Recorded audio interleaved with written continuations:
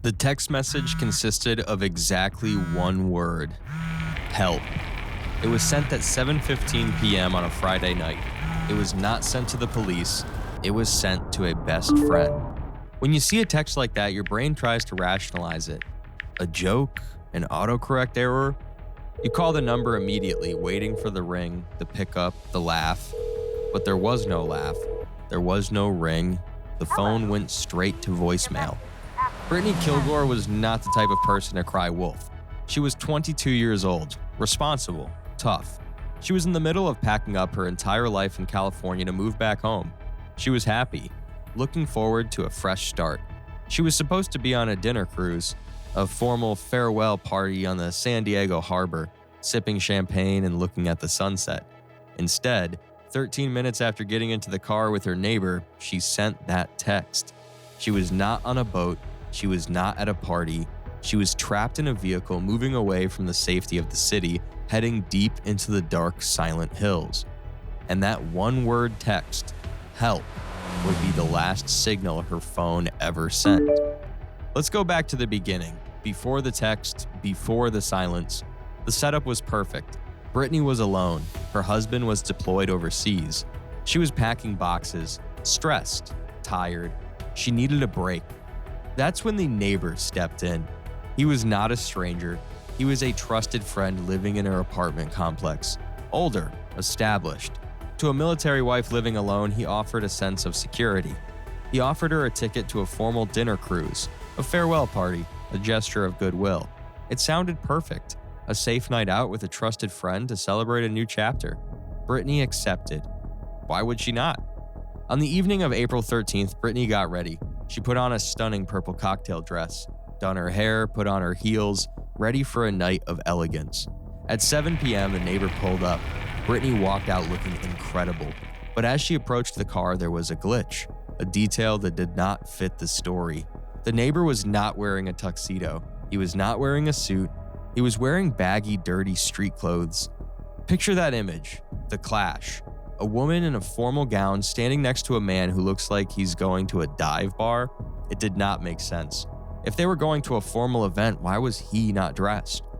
We do not know what he told her. Maybe he said his suit was in the trunk. Whatever he said, he used his authority to override her gut instinct. Brittany got into the car. The door slammed shut. The lock clicked. And that was the fatal mistake. As they drove, they did not head toward the ocean. They headed inland.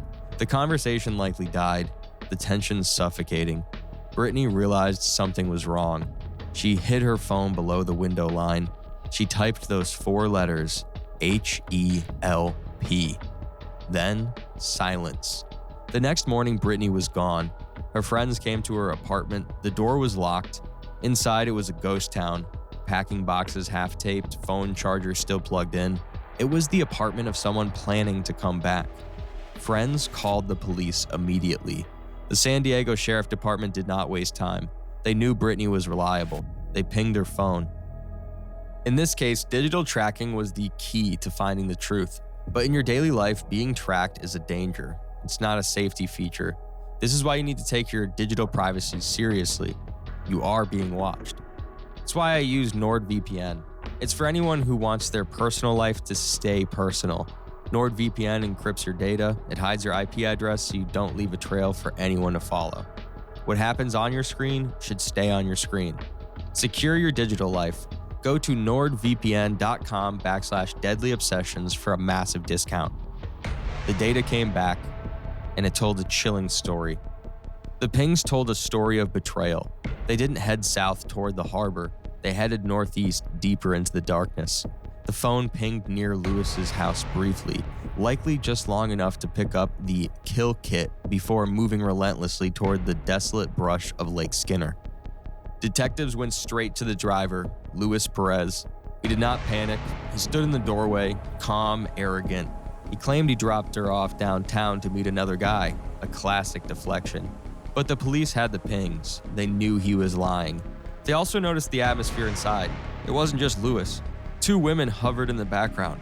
Dorothy, pregnant and annoyed, and Jessica, quiet, timid, trying to disappear. The house felt wrong, too controlled.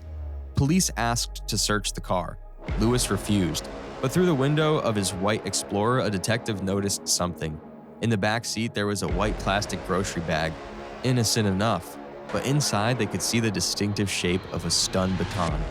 Why would a man taking a neighbor to a dinner cruise need a high-voltage torture device in his back seat? They arrested Lewis on an unrelated weapons charge just to keep him in custody, but they still did not have Brittany. 5 days after Brittany vanished, the case took a bizarre turn. The third roommate, Jessica Lopez, was found in a motel room nearby, bleeding out. She had tried to slit her own wrists. Next to her was a suicide note. It was a full confession. Jessica wrote that she killed Brittany out of jealousy. She claimed she followed them, attacked her, and dumped the body, explicitly stating Lewis and Dorothy knew nothing. It seemed like an open and shut case, the jealous lover, the confession, but detectives hesitated. Jessica was 5 feet tall, 100 pounds, frail. Then they looked at Brittany's file. Brittany was healthy, strong, fighting for her life.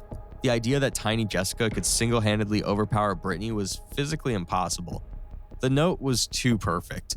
It covered every timeline gap the police were worried about. It was not a suicide note. It was a work order. Jessica was not confessing because she was guilty. She was confessing because she had been ordered to. Lewis was in jail and had played his final card. He told Jessica to take the fall. The police ignored the confession. They obtained a warrant for the house. When they kicked down the door, the nice neighbor facade shattered. It was a house of horrors. The master bedroom was normal, but the guest room was padlocked. Inside was a fully equipped dungeon. Sex swings, ropes, whips, chains, and they found a document, a slave contract, signed by Jessica Lopez.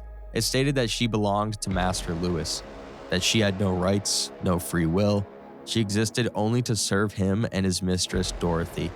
Suddenly, everything made sense. The quiet demeanor, the suicide attempt, the false confession. Jessica was a slave in a cult of three: a master, a mistress, and a slave. But a cult needs to grow. They were looking for a fourth. The stun baton tested positive for Brittany's DNA. The trunk contained a kill kit: plastic sheeting, bleach, ropes. This was not a date. This was not a crime of passion. This was a hunt. Brittany was not a random victim. They had been fantasizing about a new toy, someone they could trap. The dinner cruise was the lure. The purple dress was the costume. When Brittany got in the car and realized she had been being kidnapped, she fought. She texted help. That is when Lewis used the stun baton. He drove her straight to the dungeon. Brittany's body was found in the brush near Lake Skinner, strangled, battered. The evidence was overwhelming, but the final nail came in the courtroom. Once the death penalty was on the table, the master and slave dynamic shattered. Jessica realized Master Lewis did not love her. He was willing to let her rot while he tried to walk free. She flipped.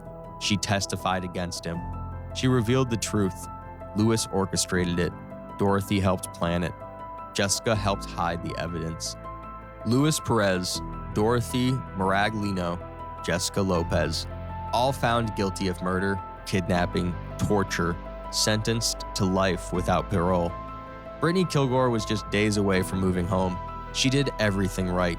She told people where she was going. She trusted authority. She fought back. But she did not know the man smiling from across the hall was hiding a monster beneath his uniform. This case leaves a chilling question. We all have neighbors. We see them take out their trash. We think we know them. But do you? Do you know what is in the room they keep locked? If you ever get a bad feeling, if the person is dressed wrong, if the route feels wrong, do not be polite. Be rude. Get out. Scream. Because being rude might save your life. Stay safe, stay suspicious, and check your locks tonight.